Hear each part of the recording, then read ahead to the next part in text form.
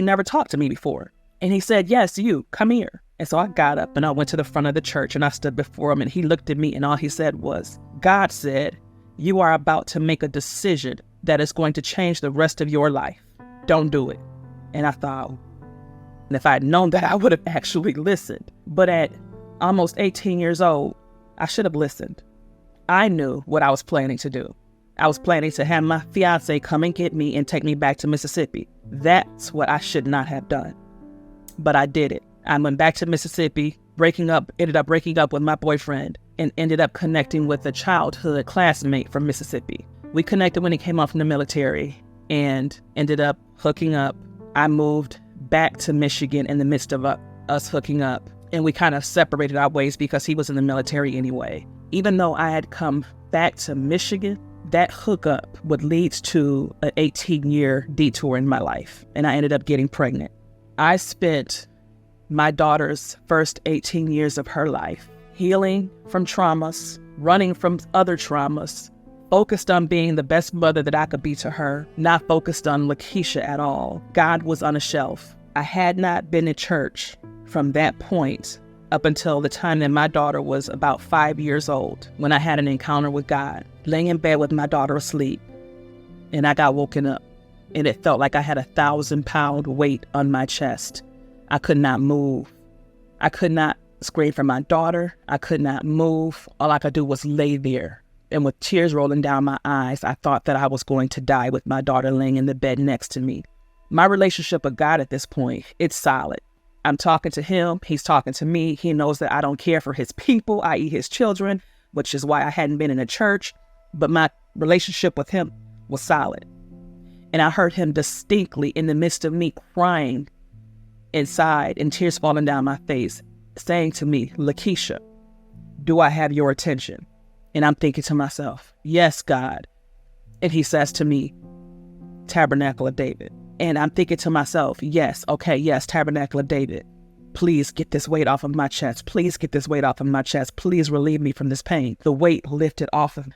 I was able to get up and I was able to run downstairs 2-3 o'clock in the morning, go to my computer and type in Tabernacle of David because I never heard of this Tabernacle of David. And once I looked it up and the church came up, I thought, I've been in that church, but that's Pentecostal outreach. And I'm looking at the computer going, they must have had a name change because now it's Tabernacle of David and this is where God wants me to go. Mother's Day weekend is when this happened. Mother's Day weekend 2007. I got up on Mother's Day, got my daughter dressed. I said, we're going to church. But I walked into this church just knowing that I was supposed to be there and sat down ready to figure out why God was sending me there. The pastor over the church, she was ministering the word in a way that I had never heard the word ministered before. She ministered the word in a way that resonated with me because it felt like she was definitely one who was truly hearing from God. And I remember thinking, wow, I'm supposed to be here. This is the ministry that I'm supposed to be a part of. I stayed in that church for approximately 8-9 years. All of that stuff was a distraction to keep me from who I am today. But even in the midst of the distractions, God was, from an early age, developing my voice. So yes, while I was living in trauma and while I was being adversely affected by what was going on around me and while I was yet unhealed and while I was imperfect, God was doing the very thing that he told me to do when I was a little girl and he stopped me from committing suicide. If you trust me, one day I will use your voice. And so today at 44 years old, my trust in God has yielded me to a position to where he can now use me as truly as his prophet and as a seer of God. But it hasn't been easy. Even now there are still traumas. Even now there are still things that I struggle with. But what separates me from those who are so immersed in their trauma and so immersed in their unforgiveness and so immersed in the pain of the past that they can't function is I was able to forgive and I was able to understand the necessity and the importance of forgiveness. I would not be where I am today if God had not impressed upon me when I was 16 years old why it was vital for me to forgive back then and why I carry the throne of forgiveness around. Unforgiveness would have kept me chained to the trauma. It would have kept me chained to the trauma of the past. It would have kept me bound. It would have kept me unusable to God. I now recognize my traumas. I now recognize my triggers.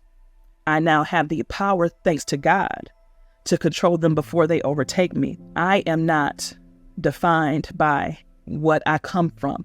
I am not defined by anything that happened to me. I am not defined by my conception.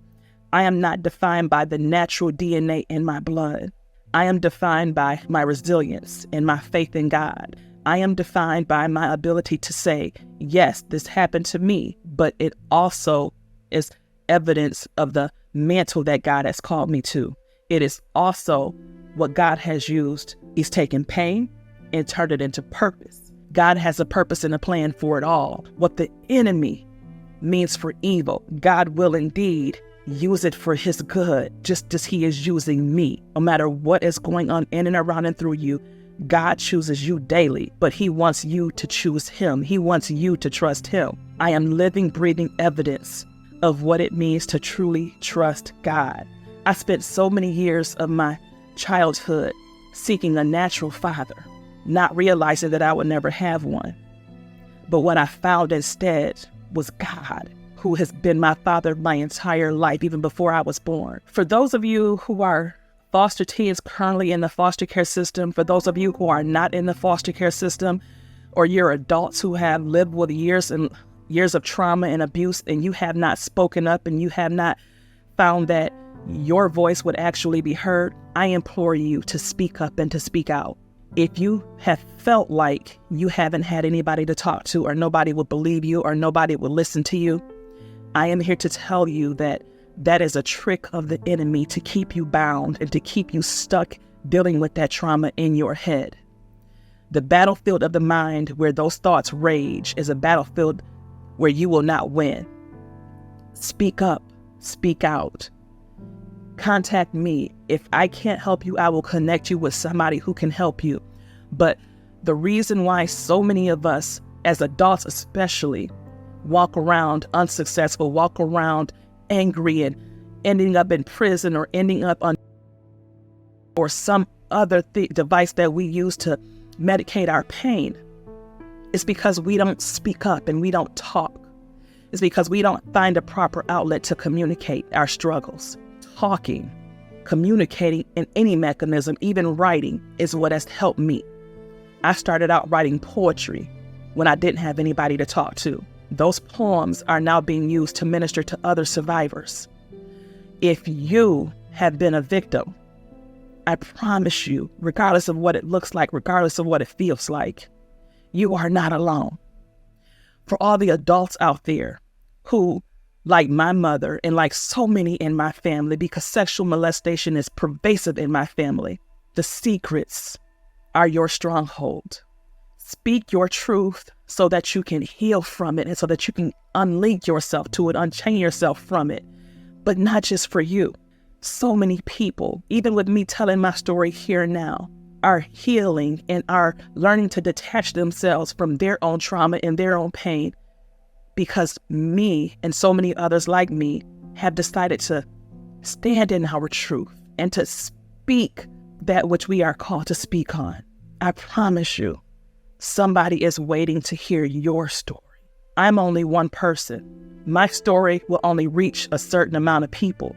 Your story will reach others. Your story will help others heal. So I promise you, if you start talking, if you start sharing, you will start to realize that you are not alone. Don't let the enemy keep you bound. We are more together than we are alone.